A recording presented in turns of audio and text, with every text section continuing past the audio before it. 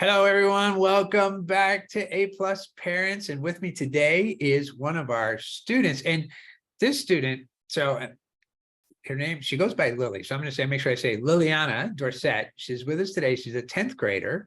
She lives in California. And how Lillianna or Lilli does her homeschooling is a little different if you don't live in California. So she's part of a public charter school.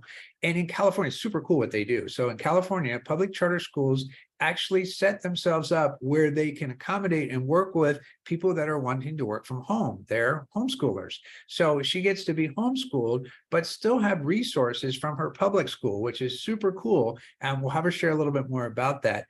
As a 10th grader, she started homeschooling a couple of years ago when she started 8th grade. And she's a swimmer, so she's actually going through our NCAA track and our live classes, and she's trying still to kind of figure out if that's something that she's going to head to when she does go to college, whether she wants to swim or not. But she's been doing it now for a while, which is really, really good. So first of all, Lilli, welcome to the podcast, and thanks for making your day work to be here. Thank you. Thank you for having me.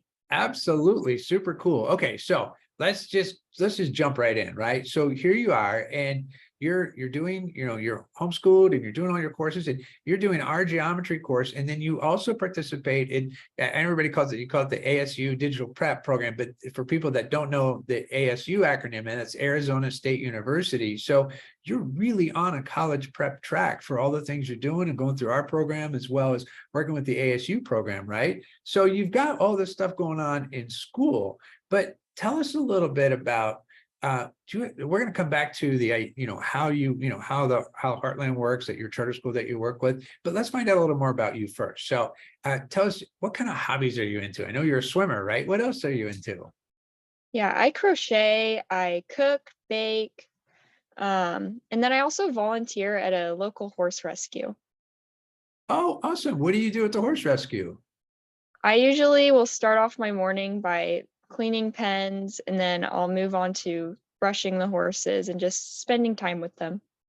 Wow. Oh, that's awesome. Okay. Do you have a favorite horse where you do this? Ooh, they're always changing, like the horses that are there, but one of my favorites was this horse named Ramona. She was super sweet, just angel. Aw, that's awesome. All right. So you're outside, you're doing, working with animals, and you're cooking, crocheting, you got all this stuff going on. Plus you swim. What's your swimming schedule like now? I know in the summertime it's probably even more, but what do you do right now during the school year for your swim practices? Yeah, so we swim from 6:30 to 8, so only an hour and a half. That's the only, we can't get any more pool time. The pool's pretty strict, but yeah, so we're swimming. We don't typically leave the pool deck till like past 8 o'clock, so we're up late. Gotcha. Yeah. So, oftentimes a lot of people that swim, right? They, when you say 6:30 to 8, and some people are thinking, oh, you got off easy. You only have to be there 6:30 in the morning, but you're doing this in the afternoon at 6:30 at night. So you're doing 6:30 to 8 o'clock at night. So you're not having to do like, do you have other friends or you're people that they swim and they're at the pool at like 4 or 5, 6 in the morning? Yeah. That's good. Wow. I don't know. For me, that would be tough. I don't know. So first of all, I think the water would be cold. I wouldn't like that at all. Oh yeah. But then just that much exercise first thing in the morning would be a little too much for me. So, in cooking, what kind of things do you like to cook? Gosh, I like to cook a lot of things. Yesterday I made a soup. My mom loves it whenever I make like different roasted vegetables. The other day I made bread. I make muffins, cookies, just all sorts of stuff.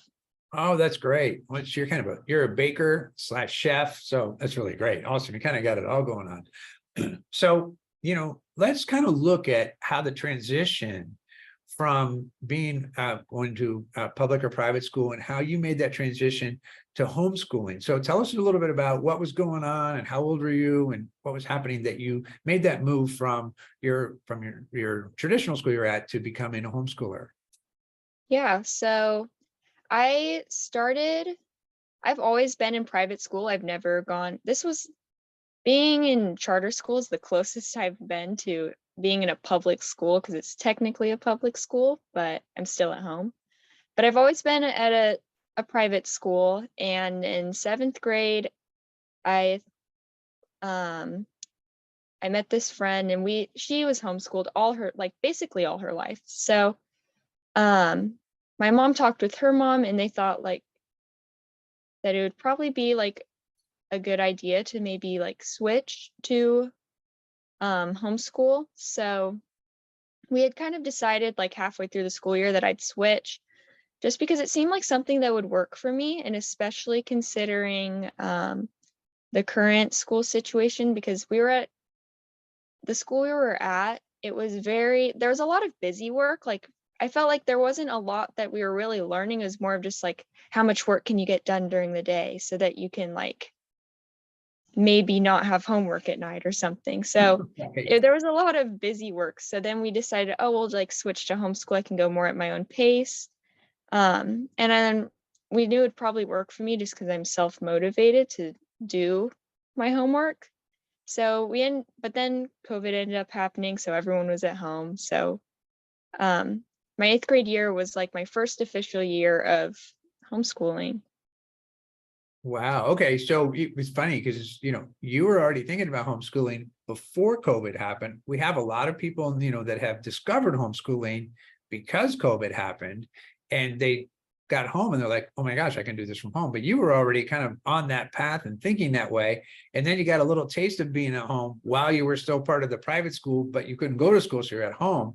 And then you found Heartland. So when you were looking for the different charter school programs, and for people that aren't familiar with how Heartland does what they do, what Heartland does as a school, which is super cool that they are able to do this in California, and there's probably more states starting to do this now as well, is that Heartland is able to bring a lot of they have teachers that work with their students, and the teachers then become, and they call it, it's kind of interesting, so they call them an HST, and HST stands for homeschool teacher. So they're actually working from, use the acronym, which fits right in. But then those teachers get to work with you. And tell us a little bit about like your teacher. I know Miss Rhodes, and I actually have a chance to meet her from time to time. We do some workshops together. So tell me about what it's like when you get to work with Miss Rhodes, and how does she support your family for doing your homeschooling? Yeah, so she is my HST, as you said. She communicates with us via Google Classroom. She has all of her families in a big Google Classroom. And so usually in the morning, she'll send out a class announcement with all of the reminders and things for that day. And then we'll submit our attendance and say like what activities we're doing today. And so then once a month we'll do a Zoom, or we'll meet up with her in person, and we'll just go over like how everything's going, what I'm learning, that sort of thing. So, and if you're needing help with something, they're always there to like go to them and get help if you need something. That's awesome. Well, and we work with several charter schools in California, and it's really cool. One of the things that I've noticed is that when people make that move, and like you made the move from private school to homeschooling through Heartland. But one of the things that I think is really great is that you're taking geometry this year, and if you were taking geometry at a private school, they would say, okay, you're in geometry, and here's the course you're going to use. But as a homeschooler and working through Heartland, even through Heartland, you get to say what curriculum you want to use, which I think is really great. So when you're deciding on the curriculums you want to work with, and that's how you found the ASU digital prep program that you can work with in our program, how do you and your family, how do you come up with what courses you want to do, like the curriculums that you want to use? Yeah, so Heartland has a big course catalog with lots of different courses to choose from. And for me, it was looking for something that was NCAA approved, and there was quite a few courses that were like that. So they also have things where you can choose to do live classes, you can choose to be completely self-paced. There's all sorts of different courses for each individual student and their learning needs, which is really cool. Wow. Yeah, it's great. It's great because then you get to pick, you get to see which courses. And you said you're self-motivated, right? And I think being a swimmer really gives you a lot of training in how to push yourself and how to be self-motivated. And speaking of swimming, what do you like to swim? What are your what do you call them, the events you do? Yeah. Yeah. So I do a lot of breaststroke and long distance free. So my best events are probably the 2 breast and I don't know, probably the mile. Wow, you swim a mile? Oh Yeah. my goodness, that's amazing. Wow. So, okay, you're in the water an hour and a half a day where you're training in the swimming. Do you have to do other training outside of that too? Yeah. So we used to do we swimmers call it dry land because we're not in the water, which is typically comprised of like weightlifting and things like that, where you're doing exercises outside of the pool that are going to help you in the pool. Wow, that's great. So, when you look at being busy, you're busy because not only are you just swimming that hour and a half, but now you're doing your weight training or whatever it is that you're doing to keep your dry land training. Yeah. I like that. That's a cool way to say that.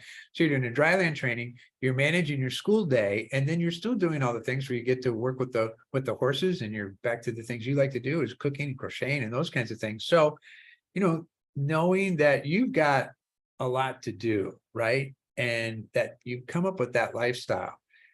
How do you, how does that help you knowing you have so much to do? How does that help you better manage your time? Yeah. So like with when I whenever I have like, because obviously I have a lot of things, um I've definitely had to learn how to manage my time. The Especially like with school and swim, those two take a lot of my time. Um, but it's definitely been like trial and error to kind of learn like what should I prioritize, what fits in where.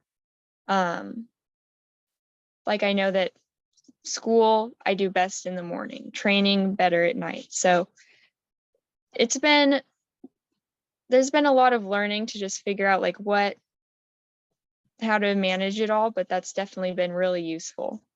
It's really great. So, because sometimes we say, okay, so time management looks like this. Here's my schedule, and 8 to 9 every day, I'm going to do this part, this part of the day, 9 to 10 is this part.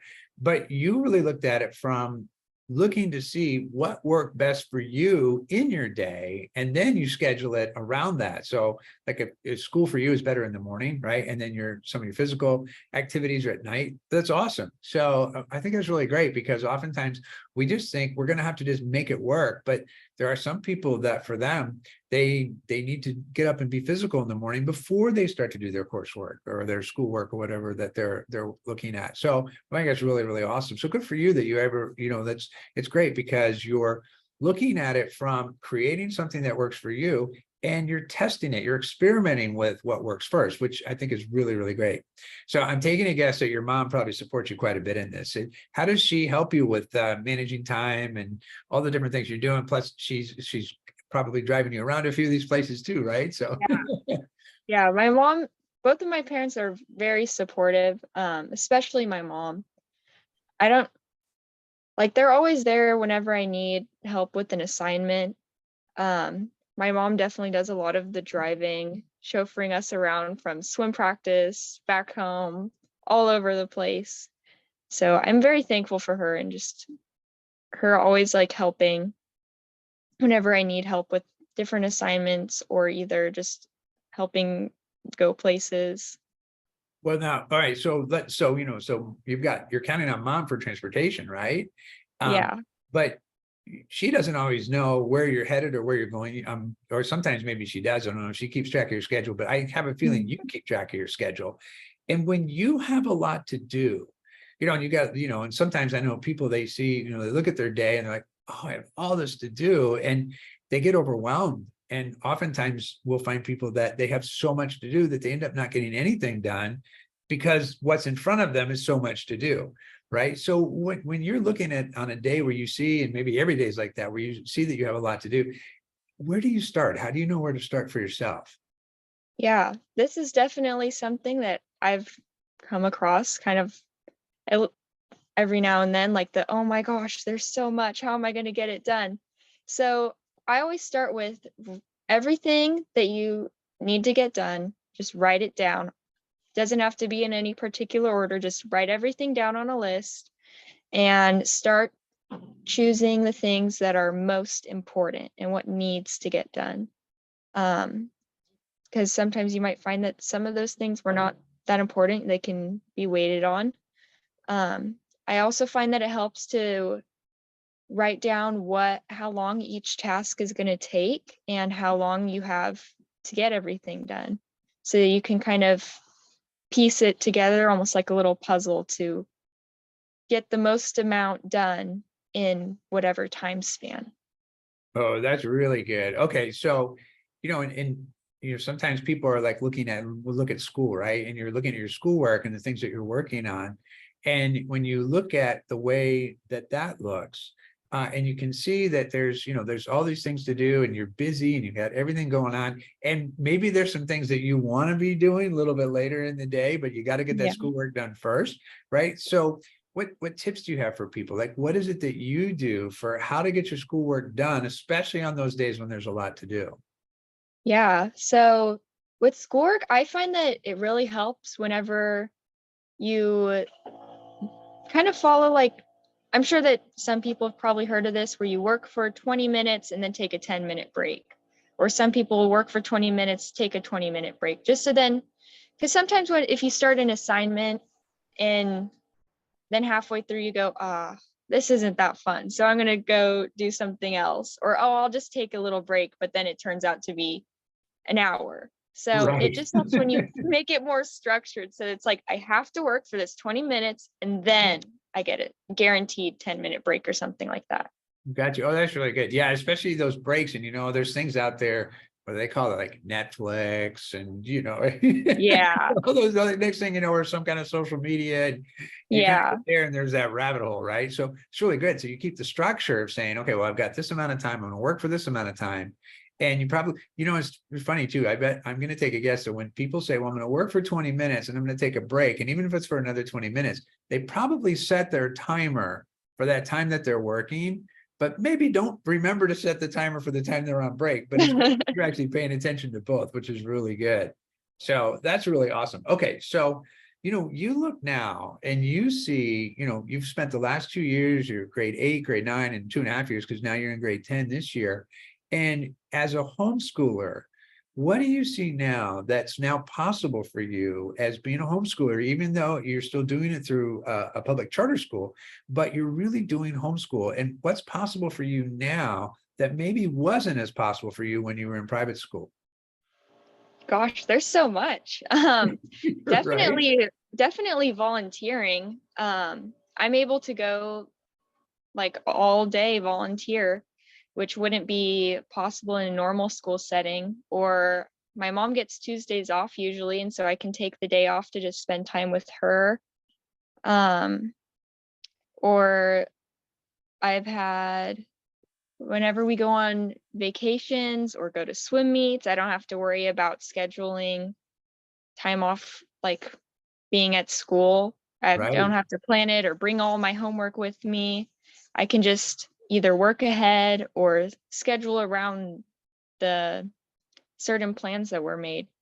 Wow. Isn't that great? So, so you're looking at how often do you guys get to travel for your swim meets? I'll come back to what I was going to ask you, but how often do you travel with swim meets? A lot of the normal like in-season meets are somewhere kind of nearby or over the weekend, so we don't have to travel too much, or I don't have to like schedule any like schoolwork related stuff. But we have had meets usually like halfway through the season or at the end of the season. We'll have a big meet that'll be like 4 days long. Wow. So that will definitely take some time away from school. So it's been nice to just be able to be flexible enough to plan those kind of things. Because we've traveled to places like Yuma, Arizona, or Utah, which is far away from where we're at. So Right. Wow. I tell people this, and I don't know that we think about it because we don't notice it. It's just kind of happening in the background, right? But when you know that you've got all this schoolwork, and I'm thinking about other people that you swim with that are in a public or private school, and like in the background, it's like, okay, when the swim meet's over, you've got this report to do, you've got to get all this stuff caught up, or you've got makeup work to do, or you're missing a class, you're missing something, and there's a test to make up. There's all these things to come back and do. I don't know that people recognize or realize how much of that can at times impact your ability swimming. Oh Because, yeah. it's kind of stressful, right? And now that, you're looking at like, wow, well, this is what's still coming. And, instead of like having fun and enjoying and being at the swim meet and being really present to the swim meet, you're thinking about all the stuff you still have to do, and that can stress you out a little bit. Have you noticed that that's a shift for you? Has it made you a better swimmer, not having to like have that thought of like, oh, I've got all this to do when I get back? Yeah, it's been nice to just be able to go to a meet and then just focus on the actual events and not be focusing on all these other things, especially like with the big meets. What some of my friends who don't do homeschool, just hearing them like, oh my gosh, I have finals coming up and I have that when I get back, and I'm just thinking, I already did mine. So Right. Oh, good for you. Oh, I like that. That's awesome. Well, okay, so you're swimming, you're working with horses, you're into crocheting and cooking and all the other things that you're into, and training. You do a lot of sports training in your dry land training, right? So when you look at the future, like college is in your future, what do you see? Like, do you have an idea what you want to major in or what you want to do when you get to college? Like, what are your plans for the future? yeah, so I will probably go on to nursing. I'm thinking of being a RNFA, um, which You have to is tell me this. I know the registered nurse part. What's the rest of that stand for? The RNFA. I'm trying. What kind of nurse does that make you? hold on, because I'm trying to think.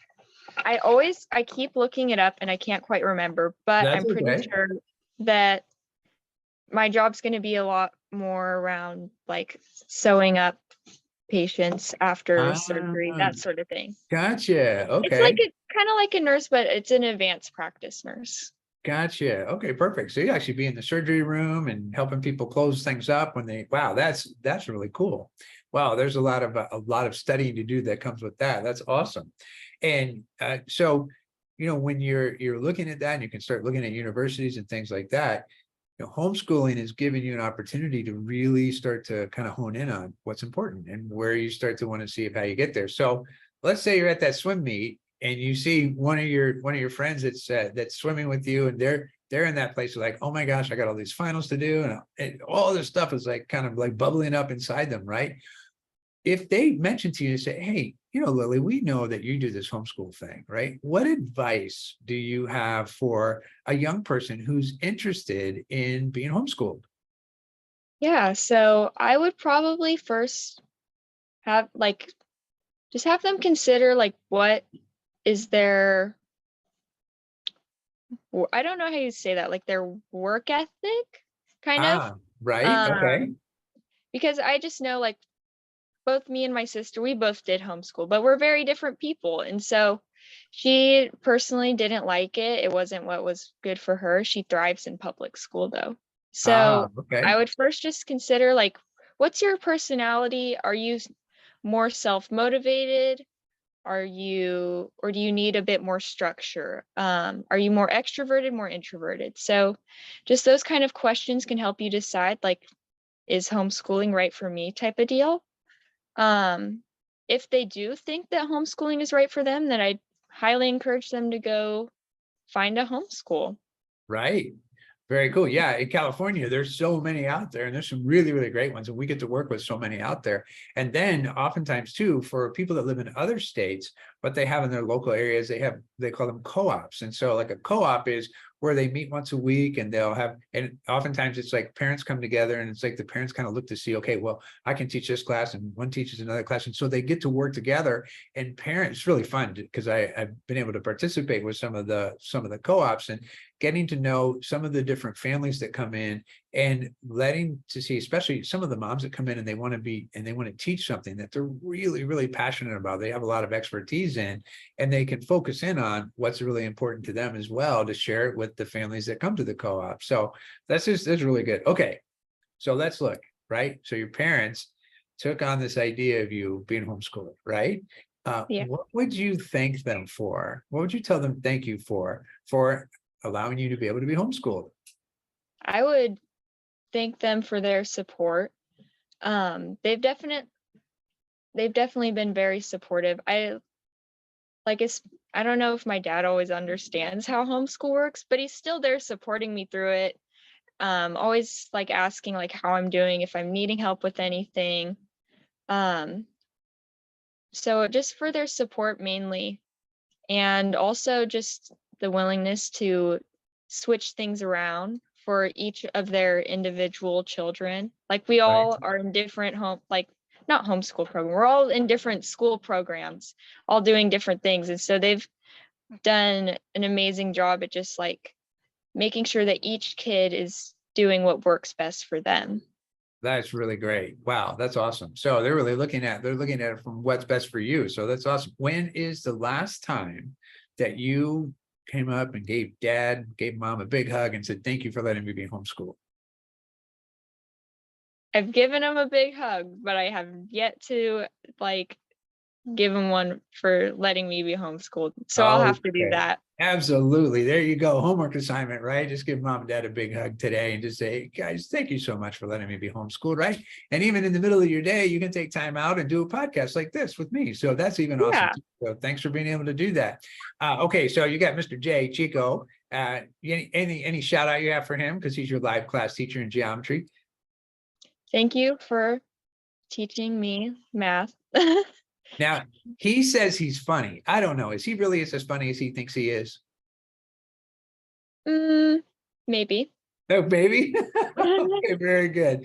It's just funny. I know he we'll get messages from him and he just like, he says, yeah, I'm always trying to, keep everybody having a good time and be fun and learning math. And so it's just funny. So I know he thinks he's funny, but then it's always good because my kids tell me all the time, I have 2 teenagers and they tell me all the time, they're like, Dad, you're not funny. You know that you're not funny, right? I said, but I'm funny. I mean, I crack myself up all the time. How could you not think I'm funny? I think I'm funny. Anyway, so it's just it's always funny. Like we think we're funny, but does everyone else think we are? So makes it great. All right. Well, thanks for taking on giving mom and dad a big hug today and telling them thank you for letting you be a homeschooler. And thanks to all the teachers you work with at Heartland because they're awesome as well. And you can give Miss Rhodes a big shout out and tell her that we were here today, and we'll send her the clip to this when it's ready to go. And thanks for making your day work and being quite an extraordinary young lady. So super cool. Nice to meet you and hang out with you. And thanks for doing our courses and working with the ASU program as well. And what I'd like to do, if it's okay with you, as you start to make that move towards 11th grade, 12th grade, like we'll follow up again, do this again next year and kind of see how things are going and what new things you're up to. Does that sound good to you? Yeah. Okay, awesome. Well, we'll plan on doing that. So Lilli, again, thanks for making your day work to be here. And to everybody tuning in today, thanks for being here in A+ Parents. And we'll see you next time. Bye, everyone. Bye.